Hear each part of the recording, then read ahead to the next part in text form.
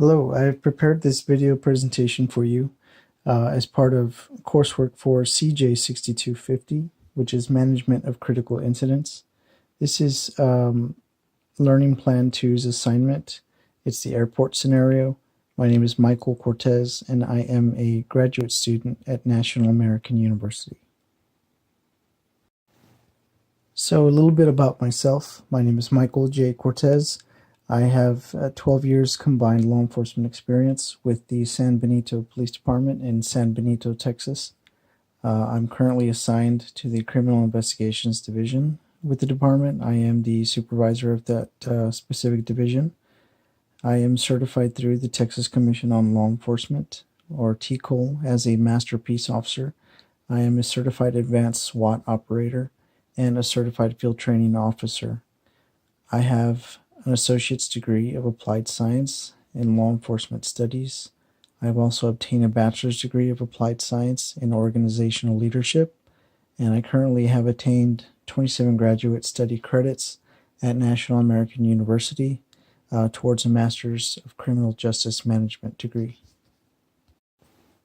So I will first provide you with a little bit of background on the scenario that we are discussing today or presenting today in this video. In the learning plan, the students are learning to classify different critical incident stages, phases, and strategies that individuals in the private and law enforcement sectors can use to combat or remedy critical incident situations.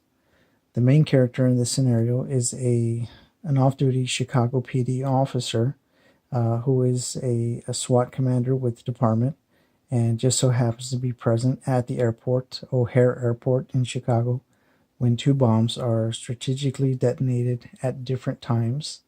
The commander, who is identified in the scenario as Boss or Mr. Boss, is faced with the difficult challenge of tackling the situation in a timely manner with the little resources that he has available to him.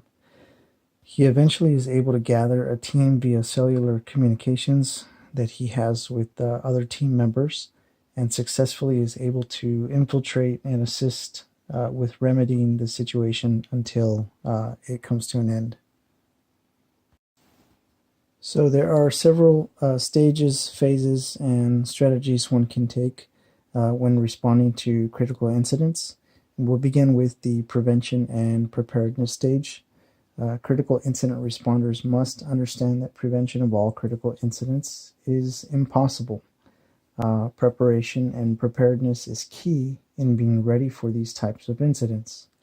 You're going to react the way that you train for these incidents. Favorable results to incident management will follow those who prepare for these types of disasters.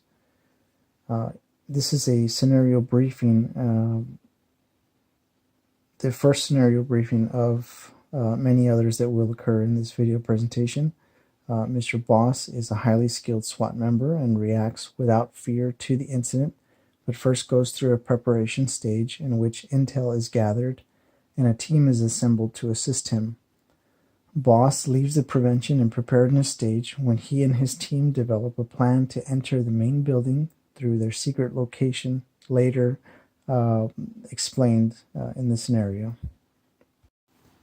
So in continuation with the prevention and preparedness stage, in analyzation of past mass casualty incidents such as the Columbine High School shooting in the late 90s in the state of Colorado, the actors in that incident, Klebold and Harris, were very prepared to murder as many students as they could with multiple weapon systems, and they even devised homemade bombs and strategically placed them throughout the school, successfully executing 13 individuals and injuring many others.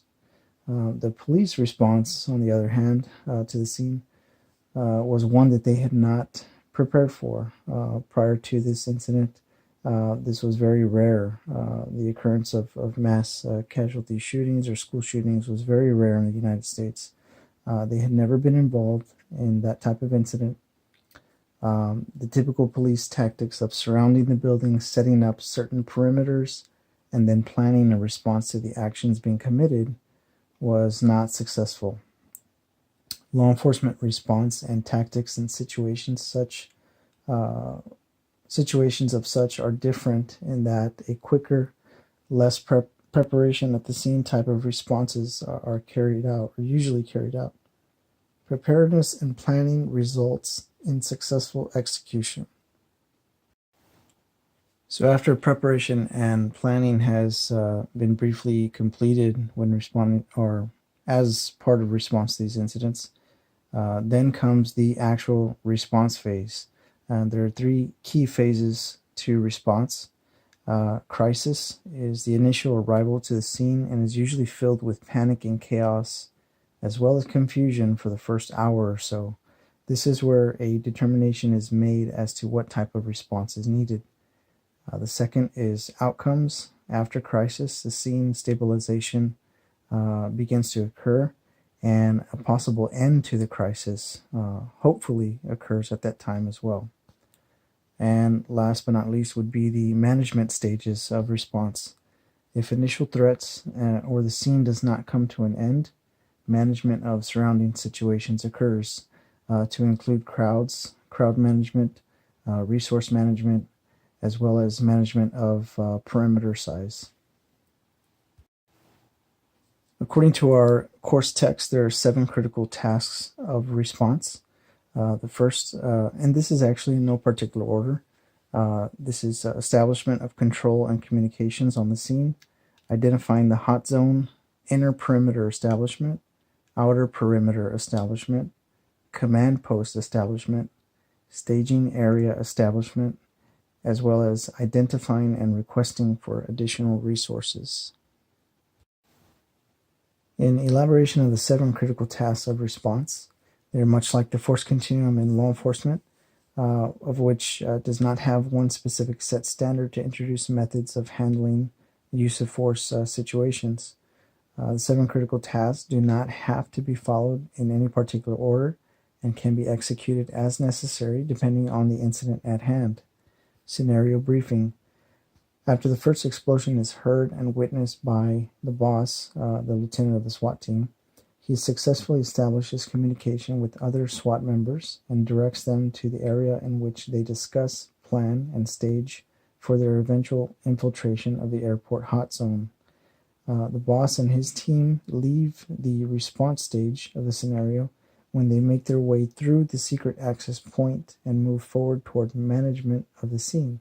He has accomplished most of the 7 tasks by this point, to include identifying the hot zone, establishing communication with others, staging, and the need for additional resources like a hazmat team. So after the response phase comes scene management. The placement and establishment of proper perimeters to include the hot zone, outer and inner perimeters will dictate where the command post is placed. This is crucial to establishing long-term and proper management of a scene and allows the manager to eventually move toward the final stages of critical incident management. If successful in performing the 7 critical tasks, then critical incident managers and first responders may end up at the scene management phases quicker and then on to final de-escalation of the scene. Scenario briefing. The boss fails to establish proper perimeters and an incident command post to instead opt to tackle the situation with his team of SWAT operators. This type of tactics are taught to law enforcement nowadays to prevent further casualty and eliminate the threat as soon as possible. So although he didn't take that step back and review the situation a little bit more in depth prior to response, law enforcement agents and officers are taught nowadays to establish a quicker response toward that danger zone. And this is basically for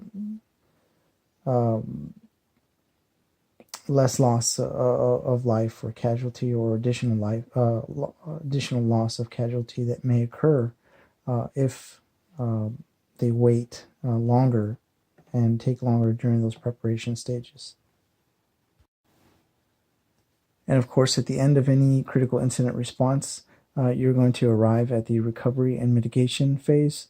This occurs when initial response and containment of a situation has been completed, the debriefing or return to normalcy phase of management of a critical incident.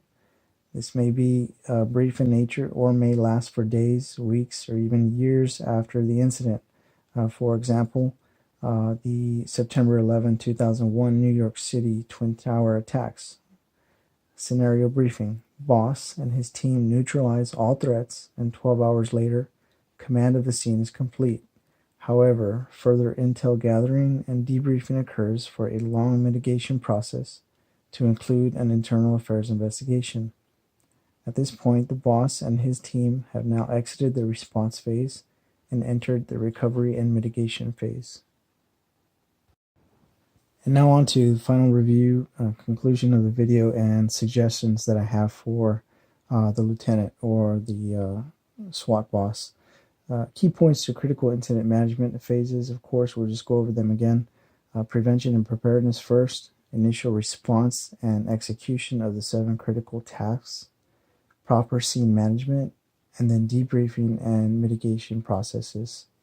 My suggestions for the boss in this scenario, moving forward, him and his team handled the situation well with the resources that they had at the time.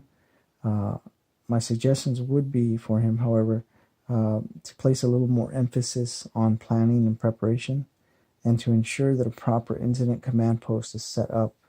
Segregation and screening of people in the crime scene by setting perimeters could have also been done to maybe contain a suspect or a group of suspects from leaving or blending in with the general crowd. This here's a brief listing of my cited references. Also, if y'all may need to get a hold of me, or if you want to discuss this this video further, my name is Michael Cortez, again, graduate student, National American University. You can email me at sbpdmike125@hotmail.com. Thank you.